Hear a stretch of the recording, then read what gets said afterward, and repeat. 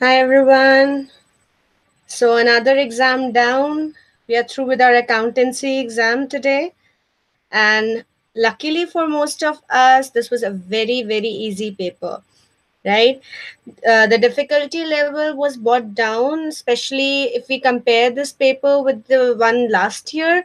We would say that the surprises and shocks were kept to the minimum. So, right now we are going to go through a detailed analysis about the exam. And if you people have any doubts in between, whichever you want to ask me, just go ahead.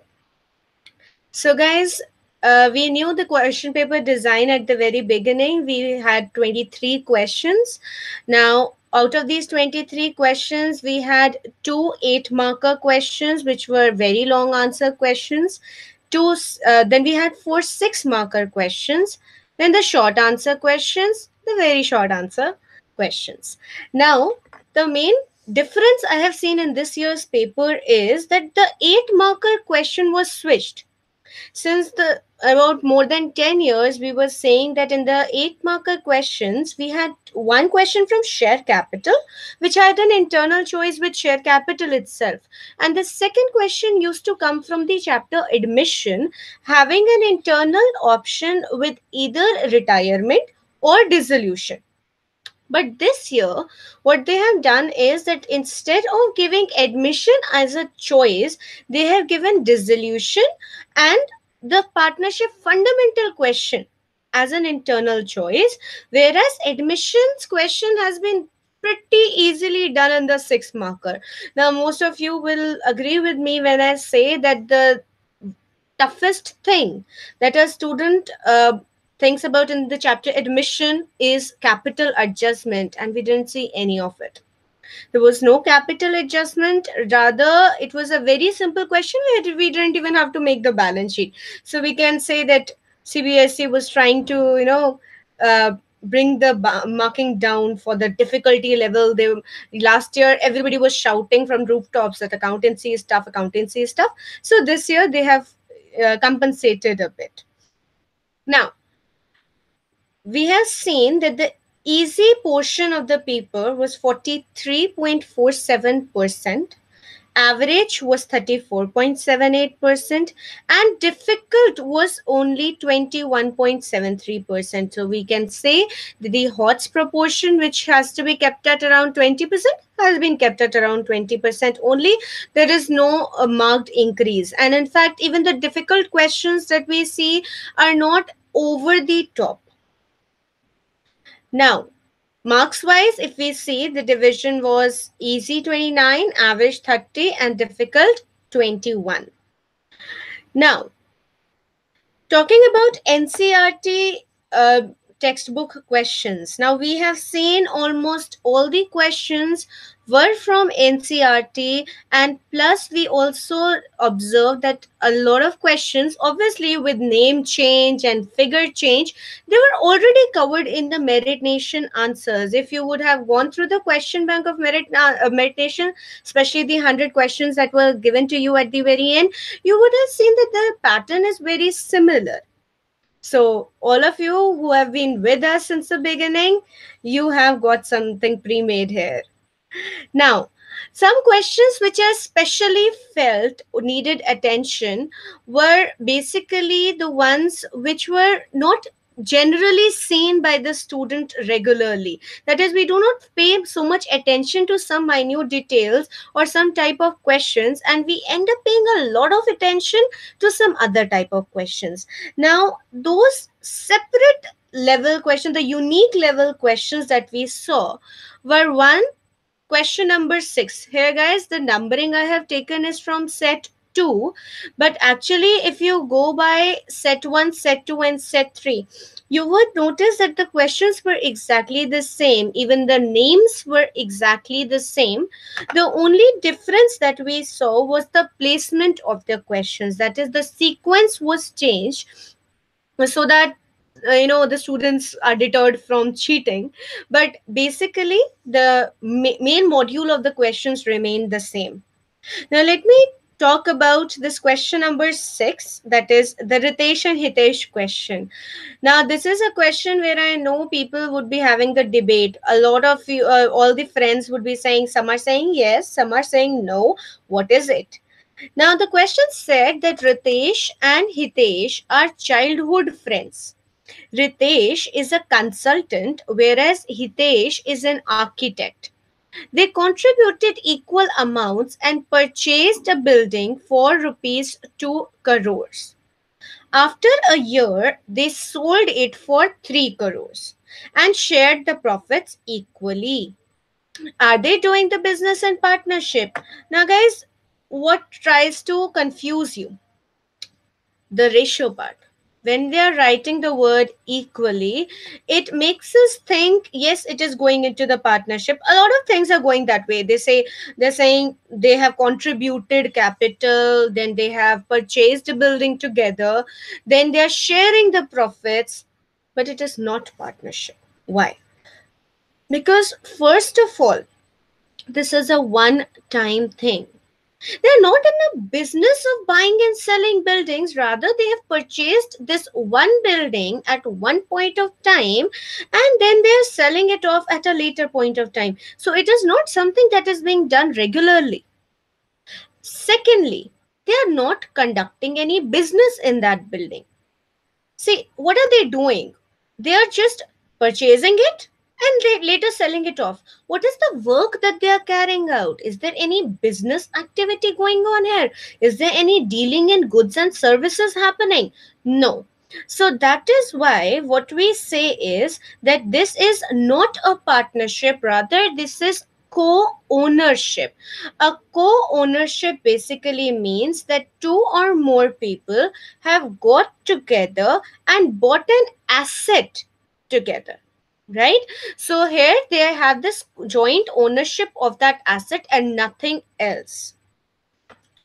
Now, another question which I felt a lot of you would be confused in is question 11. Now, this question was goodwill. Now, goodwill is pretty much easy generally, but the problem was that this goodwill adjustment had these two abnormal adjustments in this. Now, first, it was said that to cover management cost, an annual charge of 56,250 should be made for the purpose of valuation of goodwill.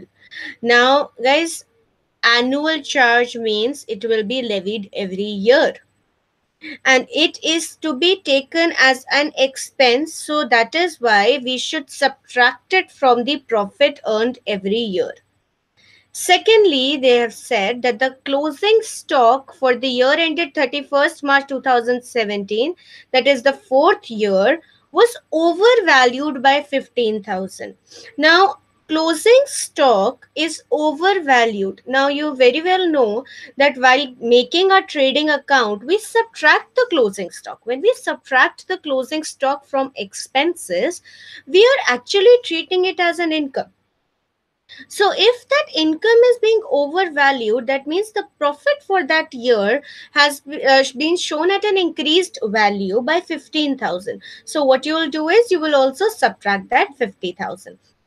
So, the adjusted profits are calculated as 2,93,750, 4,18,750, 6,13,750, 6,73,750, and the total profit of these 4 years becomes 20 lakh. Now, this is not something which is very much, a guaranteed thing or anything, but whenever we find that the final answer is in a rounded form, it generally indicates you're going into the right direction. You may know this, right? Now, the average profit is 20 lakh by 4, that is 5 lakh.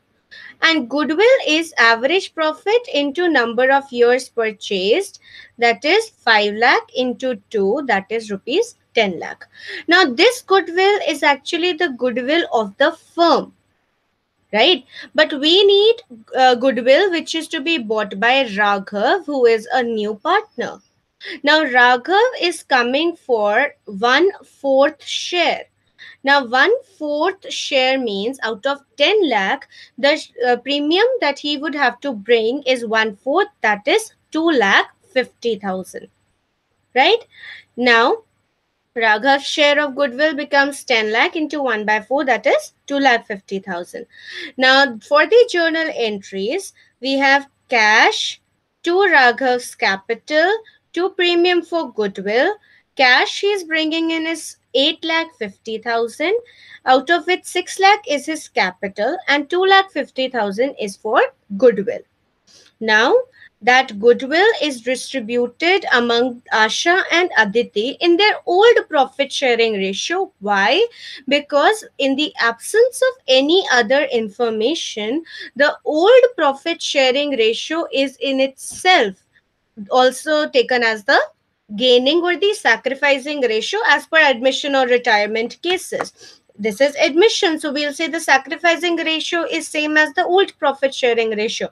But in case of retirement and death as well, whenever the old ratio is given to us and there's no other information pointing out to any other gaining ratio or sacrificing ratio, then the old ratio solves both the problems. Now, another question which was pretty much good is question number 12. Now, again, partner's loan account, retiring partner's loan account, or the DP's executor's loan account. Now, both these topics generally are, taken as these are difficult, and some people even joke around as if this comes, we'll leave it, but actually you can't, because it was quite a good marking here for this question. And we had the loan account in all its glory with a slight twist. Now, what was the twist here? The twist was that in the first 2 years the installments were to be 75,000 each, including the interest.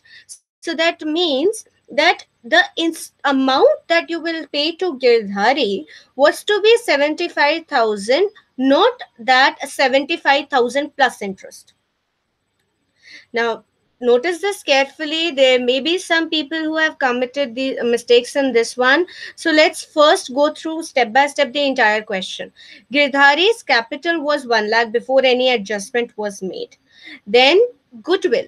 Now let's see, guys. Goodwill was given for the firm as 1,14,000, and Girdhari, being the middle level partner, his share was 5 by 15. So 1,14,000 into 5 by 15 was 38,000. Now revaluation, you didn't have to make the reval account. Again, board people are very, easy going on you this year. So they have given you the reval profit already as 6,000. Now again, 6,000 into 5 by 15 is 2,000. 5 by 15 is nothing else than 1 by 3. Come on, guys. Then is general reserve. General reserve is 30,000. Again, 5 by 15, 10,000. So all in all, we find that we have to pay Girdhari a total sum of 1,50,000 rupees. 1 lakh of his capital, 38,000 for goodwill, 2,000 for revaluation, and 10,000 for general reserve. Now, notice I have written in the books of Banwari and Murari. I have not written Banwari, Girdhari and Murari, because after retirement, Girdhari is no longer a partner. So now the books are only for Banwari and Murari. Now, Girdhari's loan account, first you will transfer the amount as by Girdhari's capital, 1,50,000. Then interest will be calculated as 10% of 1,50,000, which is 15,000. I have shown the working down. You can just notice it once. Then you have the payment. Now the payment is 75,000 rupees as written in the question. Now whether you want to use cash account or whether you want to use bank account, there is no problem on that. Now balance carried down. Balance carried down is 90,000. Now guys, if the question would have said that 1,50,000 is to be paid in equal installments with interest, then the installment plus the interest would have been paid. But in this case, they said 75,000 is the value of the installment, which includes the interest. So that is why we have just paid Girdhari 75,000. Now the balance is 90, which is carried down to the next year. And now in the next year, the 10% interest is calculated on that 90,000, that is 9,000. Again, second year we pay 75 to him because the question asks us to do that. The balance is 24,000 bought down, and again now interest is charged as 10% of 24,000, that is 2400, and the final payment in the third year is 26,400. Now, as for question number 13, now, in question number 13, there is not much of a difficulty which I found. It was a pretty simple question. First, you have to pass the issue entry, then you have to pass the redemption entry. In between, there is the DRR and DRI. Now, the only thing that actually is complicated here is the DRI maturing entry. Now, guys, let's go through the question again. 1st April 2014, applications were asked for 5,000. They were received for 6,000. So, we obviously get money for 6,000 debentures. So, according to 6,000 and 940, why? Because we had a 6% discount. So, 940 into 6,000, we have received 56,40,000 from the people. Then the second entry is debenture application allotment, loss on issue of debentures. Okay, now guys, see this one carefully. This is 6,000 into 940. This one, on the other hand, is 5,000 into 16. Now, why 16? Not 16 exactly, 160. Now, what is why 160?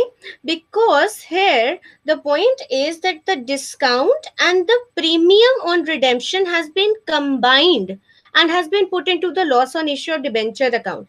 Here I want to point out that if you have written discount on issue of debentures separately and loss on issue of debentures separately, marks would not be cut.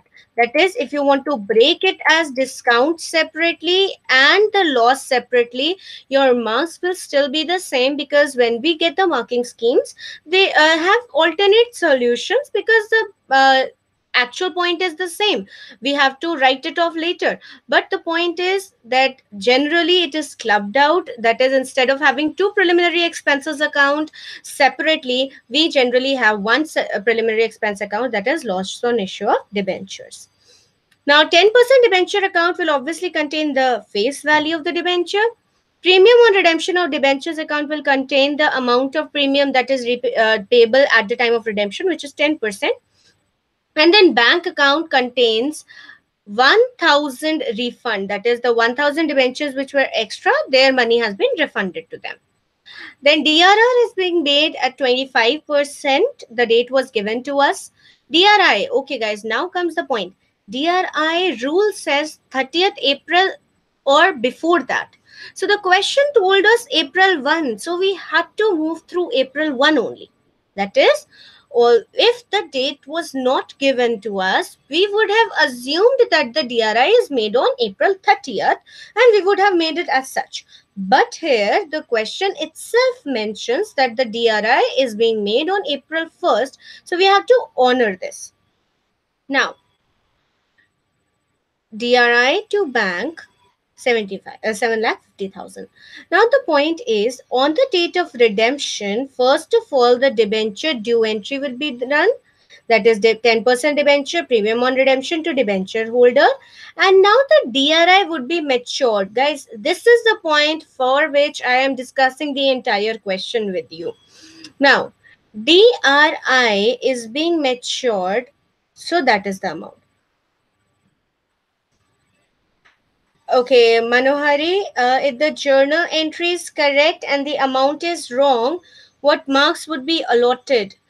It basically depends on how much wrong it is. That is, if it is some silly mistake, for example, you have written 1 0 less, or 1 0 more, that is the most easy type of mistake, then only half a mark is cut. But if you have entirely done the calculation wrong, now in that case the teacher clearly knows it's not just a careless mistake, it is a conceptual mistake where you have done some calculation completely wrong. You have done some mismatch amounts. So in that scenario, the entire mark for the entry would be cut. So if it is a compound complex entry, it may contain 2 marks. Or if it is a small entry such as, like we can see on the board, debenture redemption investment to bank, such kind of small entry, in that case 1 mark will be cut. Now going ahead, DRI is maturing with 7,50,000. Now interest is, because we have been told that it is 9% fixed deposit and they have invested the amount for the entire year, then interest would be 9% of 7,50,000, that is 67,500. Now, income tax paid, this is the TDS portion. TDS becomes an asset for us because the money has been deducted by the bank, and that is why it is, we'll have to pay less amount of tax later to the income tax department. So this is an asset for us. So asset is debited with 10% of the interest only. Remember this, guys, for the future as well. If you have done it correctly, well and good. If you have not, then for the future in your graduation and everything, this will help you again and again. So always remember, TDS is deducted only on the amount of interest, not on the total amount. So 10% of the interest is taken as income tax paid, and the bank amount is basically the balancing figure, which we can calculate as the amount of investment plus the interest minus the TDS, which they have not paid us. Now, after the DRI has matured, we pay to the debenture holders their sum of money, and finally the DRR is transferred to general reserve. Now, another question to be seen here is question number 22. Now, question number 22 was fairly easy, but there was one little point again. That little point was that inventory increased by 2 lakh in 2015 to 16. Now, guys, you had to calculate the ITR for both the years, right? And then you were for 1 year, that is for 16-17, you had the opening inventory as well as the closing inventory, and calculating average inventory was not difficult. But for 2015-16, you did not have the opening inventory, which had to be calculated from this amount. They told you that in the year 15-16, inventory increased by 2 lakh. And at the end, it is 7 lakh. So obviously, at the beginning, it must have been 5 lakh. So you calculate the opening inventory and then you find the average stock. This was a little point which many of you could have, got confused in during the paper. Now, secondly, there was a point, GP is 25% of cost. Now, cost, COGS, is RFO minus gross profit, and gross profit was 25% of COGS. So you have to go back, calculate this. Again, the error that many students do here in such kind of questions is they ignore the on cost part and they just calculate 25% of RFO. But that's not the correct method. For the correct calculation, you have to take 25% of COGS as your gross profit. Now, many of you are proficient in the X method, so I will also do it with that. Now, we know COGS is equal to net sales, or RFO as you wish, minus GP. Now, if I take COGS as X, then net sales, let's say 50 lakh, minus GP is 25% of X. So you can just calculate it with this equation. Atama, you forgot to multiply average profit with number of years purchase. Atama, I'm presuming your other entry, that is the premium or goodwill entry, the ratio is correct. Now, in that case, if the only error is number of years purchased, your adjusted profit was correct, your average profit was correct, and your capital was correct. Now, in all that scenario, we would say that half marking of the question would be cut. Half marking for the question would be 1.5 to 2 marks could be cut for that. Now, guys, the questions I felt were tricky have been covered here. There was one more question which I just want to discuss here as such, the admission question.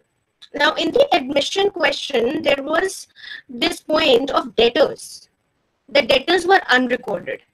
Now, guys, if 5,000 worth of debtors were unrecorded, you will increase the debtors by this amount. So the debtors which were given as, I guess, 75,000 would now be increased, and 75,000 plus 5,000. Now, obviously, you put this 5,000 in the reval, right? But later there was a provision for bad and doubtful debts also. Now, guys, provision was to be made at 5% of BR and debtors. Now, the BR was 45,000. And debtors, according to the balance sheet, were 75,000. But you had to add 5,000 and consider 80,000 as debtors, and 80 plus 45, that is 1,25,000. 5% would be your provision, which is 6,250. Okay? Sorry. Yeah, 6,250. Are we clear with this, everybody? Obviously, the point is the question paper has already been done. A lot of you would be like, even if I have made a mistake, I have no way of going back and rectifying it. So what's the need? But the point is, even if you have made any slight mistake right now, you have a chance of rectifying that mistake later on in whenever you find. Again, give any accountancy exams. Many of you are going for the CA foundation this year. Then a lot of you would be taking BCom and everything. So accounts is there for life. So even if you have some errors in this paper, please don't feel disheartened. There are lots and lots of chances in the later part of life to prove your mettle and go to that 100% mark. And if you have done everything correctly, then let's keep our fingers crossed and let's pray for that perfect 100 to come our way. So guys, this is all for now. The analysis of the question paper is done and the paper is also ended. So now all we can do is wish you best of luck, good luck, and all the very best for your other exams, which most of you have maths later, and the people who don't have maths will be preparing for their economics now. So best of luck, good luck, all the very, very best, everybody, and make sure that all the things that we just discussed, even if they are going into the wrong direction, don't get disheartened. Prove your mettle in the rest of the papers. Okay? So best of luck, good luck, and all the very best, guys.